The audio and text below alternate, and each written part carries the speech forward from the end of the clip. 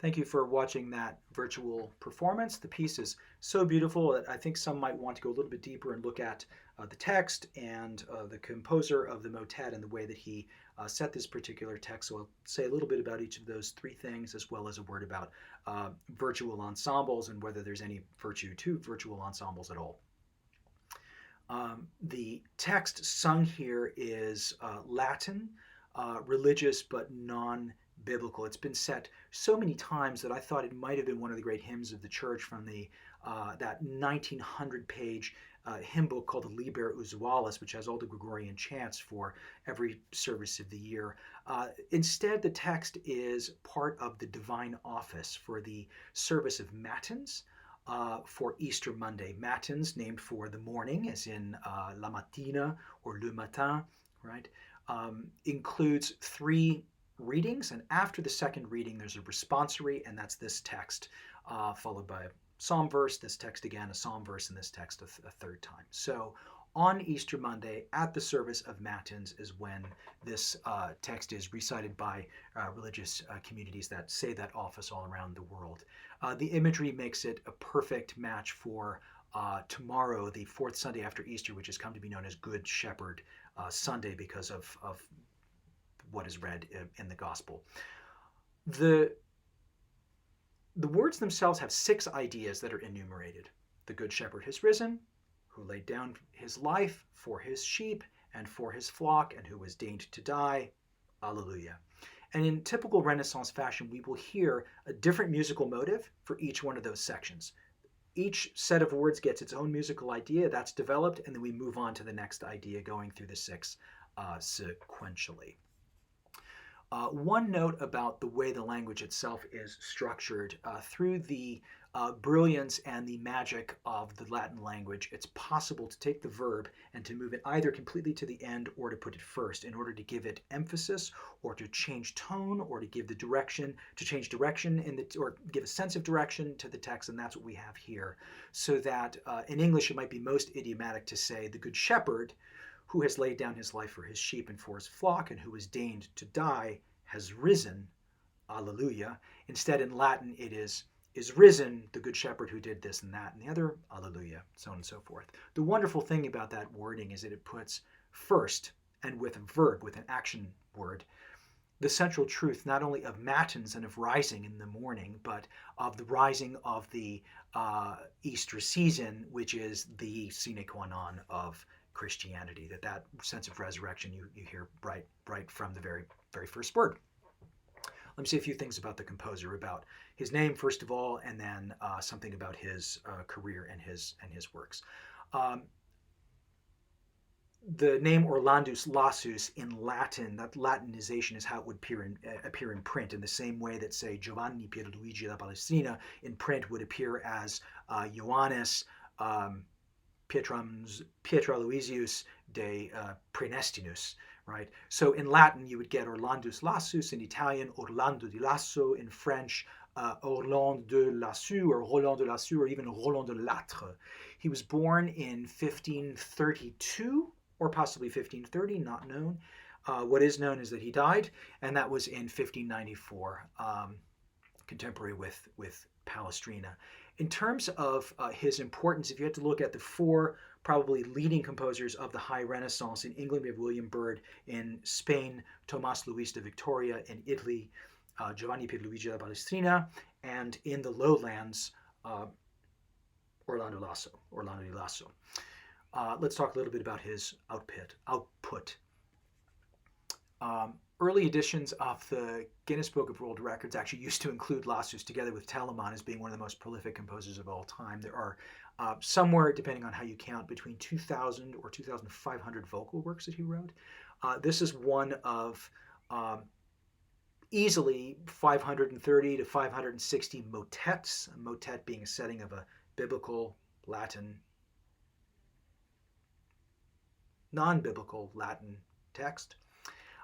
At St. Bartholomew's, we sing several of Lassus' settings of the Mass. He wrote 60 or 70 of those, everything from the resplendent double choir Missa Bellam Fritid Altera to the very pithy Hunter's Mass, the Missa Venatorum, which is called that because the patron who asked for the Mass told the ecclesiastical authorities that he wasn't going to be held up from going on his hunting trip from any long-windedness in church, including the polyphony. And so it's a very, very brief setting of the Mass at the request of Duke Albrecht of Bavaria. Lassus also set all four passions and many, many madrigals. The only thing that I really should and can say here is that they range from the sublime and deeply poetic and beautiful to the absolutely obscene. Regarding his career, he was born in what is now Belgium, in Mons, in the province of Hainaut. That is, I believe, in Wallonia. He trained as a young boy to travel, was extremely capable as a musician already at that age, and such was the extraordinary beauty of his voice that he was kidnapped. In fact, he may have been kidnapped 3 times. And it may have been as the result of one of those kidnappings that he began his international career and went to Italy, first to Mantua, then to Sicily, then back up to the northeast in Milan, Naples, finally in Rome, where at age 21 he was made Maestro di Cappella of San Giovanni in Laterano, which is a post that was later held by Palestrina. St. John Lateran is the mother church of Rome. It is the seat of the pontiff, the cathedra of the pontiff. It's the cathedral of the city itself. And if I'm remembering correctly, what my high school religion teacher, Father Arbor, told us about it, Mass has been said there every single day since, I think, about year 400. Lassus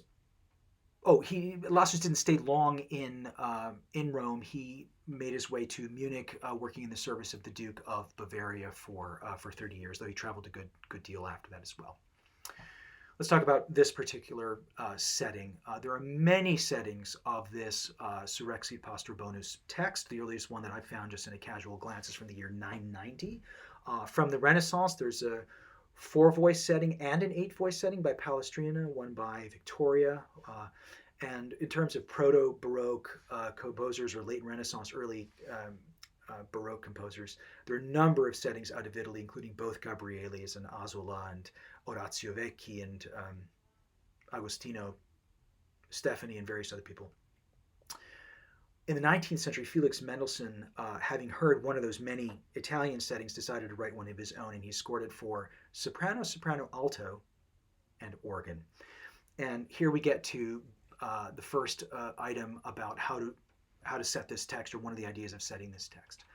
All 4 of the Gospels place as the first people who came upon the empty tomb and to discover the resurrection, women.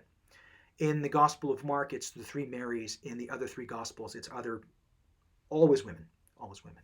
And so in the Lassus motet, the opening words, Surrexit Pastor Bonus, the Good Shepherd is risen, are sung first by the 3 ladies' voices. It would have been sung by boys in his time, but of course those upper voices obviously being associated with the voices of women. So that's presented 3 times. First by the women's voices, then the men join, and then everyone sings it together for the third kind of most emphatic, joyous statement of it. Let me give 3 examples of word painting in this motet. The first is that opening figure of the shepherd rising is, of course, set to an upward leap of a 4th, and then it goes up from there. Surrexit Pastor Bonus, etc. When we get to the word posuit, he laid down his life. Of course, there's a couple of notable phrases that include descending what are transcribed now as 8th notes. The statement mori dignatus est, the statement that he was deigned to die, both the acceptance and the faithfulness of that. This statement is made with straightforward declamatory style of mori dignatus est. Straight ahead quarters sung by 3 voices at a time, twice in a row. It's in very stark contrast to what is otherwise a very, very florid piece of music. There's a few examples of word painting that you can listen for if you watch the video again. Regarding the scoring, instead of the usual, what we're used to now, soprano, alto, tenor, bass, 4 voices, he adds a 5th voice on the top and makes it soprano, soprano, alto, tenor, and bass. That addition of just the one voice does a couple of things. Obviously, it brightens things up considerably, with 3/5 of the voices singing up in the treble, suggesting this kind of buoyancy and joy and brightness and rising, all appropriate to the text. And there's it's amazing how much more versatility you get in the grouping of the voices by being able to have 5 voices at your disposition instead of just the 2. You can have one pair against the other in 4 voices, but with 5 you can create the magic of having different voices echo each other, in the sense that you can have 3 and 3, where one voice jumps from the bottom of one to the top of the other, and you create this amazing aural illusion that happens. It's a beautiful sonority, all of it. Also, I should say, within the register of those women's voices, they sing rather high a lot of the time. That's called the tessitura in which they sing. That a lot of those alleluias are placed in their range at the same, to do it by comparison, it's the same high note at the end of the Star-Spangled Banner, for example, is where they're singing, is way up there, a lot of those alleluias. Of course, the pro singers, professional sopranos, make it sound like no big deal, but it's quite high. And it's up in the heavens, and again suggests this rejoicing and this sense of rising. The last element of the text that's involved in all the word painting is, of course, the Alleluia. I mentioned Surrexit is heard 3 times. Most of the phrases are heard about 3 times. The Alleluia is sung 60 times, and in this great swirling of voices echoing one with another, either by one voices or several. All 5 never start at all exactly at once. It's always this kind of swirling around that reminds me of kind of, when you look up in a Baroque ceiling and there's the painting of the sky at the top with the angels swirling around, and it has that kind of aural effect about it, which is really, really a wonderful, amazing rejoicing in this good news. One quick word about virtual choir. Virtual choirs are very, very different from any kind of music making, and in fact, not only is it very different from music making, it isn't music making in any sort of traditional or legitimate sense. Virtual choirs, I want to say that for whatever their virtues may be, and we'll get to that in a moment, it's the deep fake of our time. It's a sham. It's a travesty of music making, in the sense of travesty being a dressing up in order to present as something that you're not, and that's what virtual ensembles do. I'm grateful to St. Bartholomew's Choir for being willing to sing their parts completely in isolation without knowing how it will come together, and for taking that leap of faith and sending their singing out there, wondering how the editor of the video will mix it all together.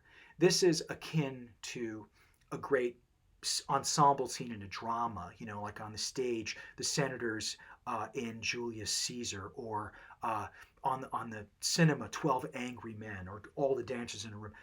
If any one of those voices is delivering their line as an actor completely isolated from the line before it, from any context or the delivery or the timing or any of that, are they really acting? No, not. They're not. And by analogy, the singing that's happening in this video, in complete isolation from other voices, is not music making. It's something else, and it's a virtual representation of what they're doing. So what is the virtue in that? That's for the viewer and for the listener to decide. In my case, the great virtue is being able to hear this magnificent, a favorite piece of mine that I've heard and sung since childhood, sung by voices that I know and love, and to hear them come together in the only way that's possible, and to see their voices, see their faces as they do it, and to hear these familiar voices come together means so much in this time. I hope to do more of these videos, but not nearly as much as I hope that we will, before long, all be able to go out freely again and to make music together, and to really to really revel in the art and in the beautiful experience of what is communal music making. Until then, stay safe. Thank you for watching, and all my best to you.